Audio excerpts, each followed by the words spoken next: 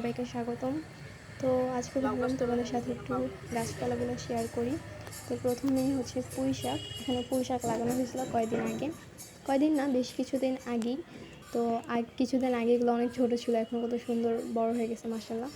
তো পাশেই ছিল বেগুন গাছ, 2টা বেগুনের চারা লাগানো হয়েছিল, এগুলো একটু মোটামুটি বড় হয়েছে আগের থেকে, এখনও খাওয়ার উপযোগী হয় নাই, আরও বড় হবে।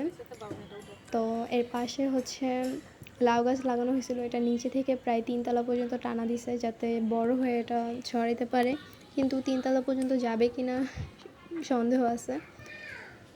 তো এইটা লাউ গাছ, এটা কাশফুলের দিয়ে জাস্ট লাগাই দিছিল। আর এই যে পুঁই শাকগুলো এখন কাটবে আম্মু, কারণ এগুলো মোটামুটি একটু খাওয়ার উপযোগী হয়েছে। তো এখন হচ্ছে আম্মু পুঁই শাকগুলো কাটতেছিল আর আমি ভিডিও করতেছিলাম। তো পুঁই শাকগুলো কাটা শেষ করে এগুলো রান্না করা হবে। গাছগুলো অনেক সবুজ ভাইব দিতেছিল রোদের মধ্যে, একটা সবুজ রিফ্রেশিং ভাইব ছিল।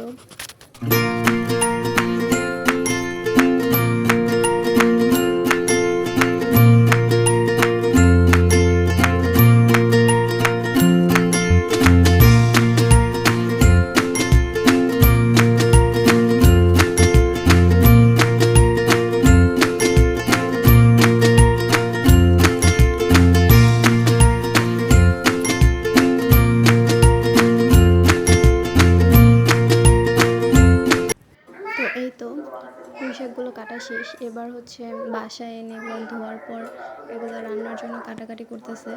ডালগুলো কেটে পাতাগুলো একটা একটা করে আলাদা করতেছিল। আর গাছগুলো মানে পুঁই শাকগুলো অনেক রিফ্রেশিং একটা ভাইব দিচ্ছিল, আর ভিজানোর পর আরও এগুলো সতেজ মনে হইতেছিল।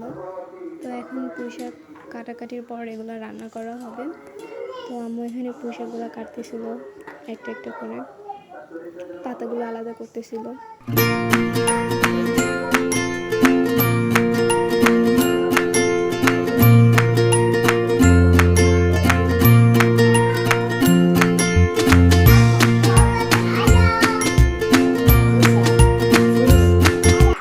তো পুঁই শাক কাটা শেষ অলমোস্ট, তারপর আমি আসি সিম গাছের সামনে পানি দেওয়ার জন্য, কারণ সকালবেলা তেমন ভালোভাবে পানি দেওয়া হয়নি।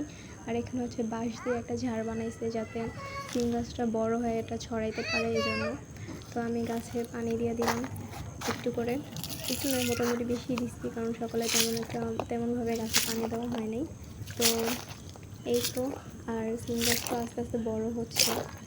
তো ধন্যবাদ সবাইকে লাস্ট পর্যন্ত দেখার জন্য। সবাই ভালো থাকবেন, আল্লাহ হাফেজ। কি?